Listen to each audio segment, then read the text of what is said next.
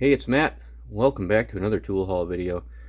Today I have a thrift store for you, and I got about 4 other thrift stores sitting here and 4 auction lots sitting here, so we got some videos coming up, so stay tuned. I got some good stuff, some interesting things. I got a nut driver lot, I got an old, not too old, Napa New Britain toolbox, an old Craftsman toolbox, a lot of screwdrivers, just some different stuff coming up here. And I have some different stuff in this lot that some of you may not have seen before. So let's get to it. I got about $24 into this. I think $5 into the plane, and then I think a couple of these items were a little bit more, but let's get to them over here. I got myself a battery tender. I think this was about $2, and it works, and it's like brand new. So I don't know, whatever. I snagged it up. I never had a battery tender before. I usually just bring the battery in the house and, pray that it works in the spring, so. And what we have here is a winch, a little winch switch. So in and out, little button for like your ATV. And I no longer have an ATV, but I kept the winch and I put it in my trailer so I could hoist stuff up into the trailer if need be. So that'll come in handy if that switch ever breaks, or if I need a switch for anything else. And I also picked up a set of RCAs, not tool related, but I figure I'd show you when I'm there. I look for other stuff, but nice set of Ultra Pro GE 6-foot audio cables. So I'll swap out some of my older, cheesier cables for these, and maybe I'll get better sound. I don't know. All right, let's get to these wrenches here. We'll start over here. This Master Mechanic 15/16, and it is a Taiwan, but I grabbed this because there's kind of a soft spot in my heart for this style of wrench, because that's the first set of wrenches that I ever bought was of that variety, and this is one of them. I've had this wrench probably since I was 13, 14 years old, and I bought these to work on BMX bikes.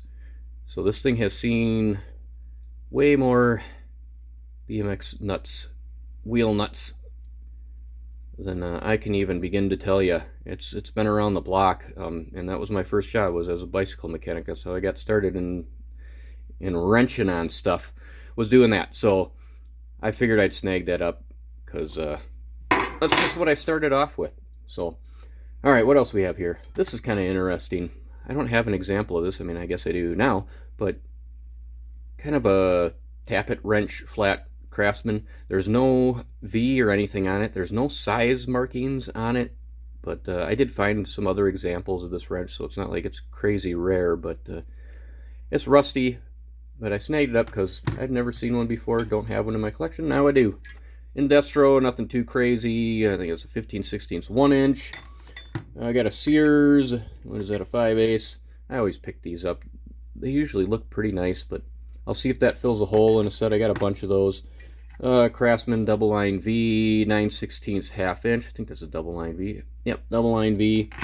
Got this pretty roached Blue Point Supreme. You could barely read it there. I'm going to try to clean this thing up a little bit, but I like these Supremes, so I always snag them up. These are cool. We have some Proto, and I think these are called like caulking irons.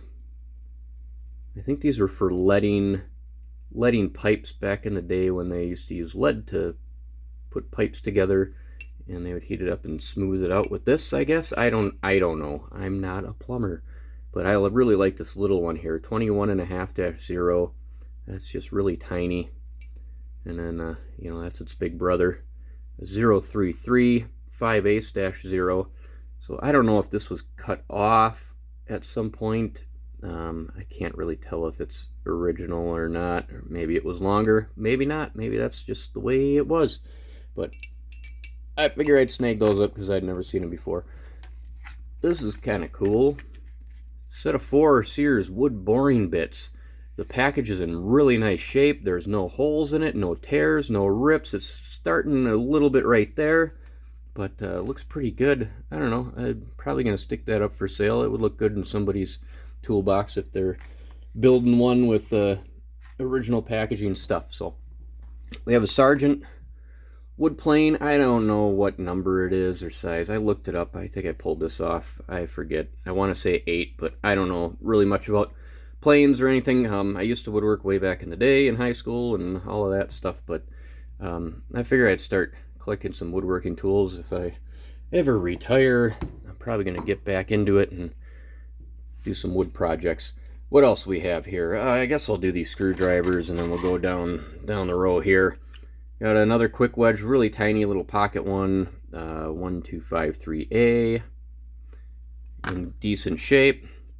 Got ourselves a Bondus 7/64, and that's the ball end Bondus. So that's a pretty cool little specialty hex there. And then this screwdriver, which I just bought a set of these at my last job for the shop, and I forget what brand these were. This looks like a Fluke maybe, but there's nothing on here. I couldn't tell you. Either way, insulated Phillips PH2 screwdriver. All right, wrenches down here. Williams, nothing too crazy. You got the older diamond. Come on, focus. Where are you? Oh, are you over here? Okay. W diamond. Williams, Craftsman stamped. I don't have too many of these. 3/8 11/32 ignition wrench. Little Billings, I think this is. Yeah, Villoy Billings, not in the greatest of shape. And this wrench is kind of cool. I don't have any of these. RTEC, and I think I looked these up and it was some sort of military contract, government contract or something maybe. I don't know. I forget. Somebody will tell me if I'm wrong. But these two wrenches are cool. Proto, little offset ignition wrench, 3/8, with some dog hair on it. So I really like that little wrench there. And this one here, 1/4" 7/32 little Durachrome. And if you watched a couple videos ago, ignition wrench, whatever, I had a bunch of, a bunch of these in there.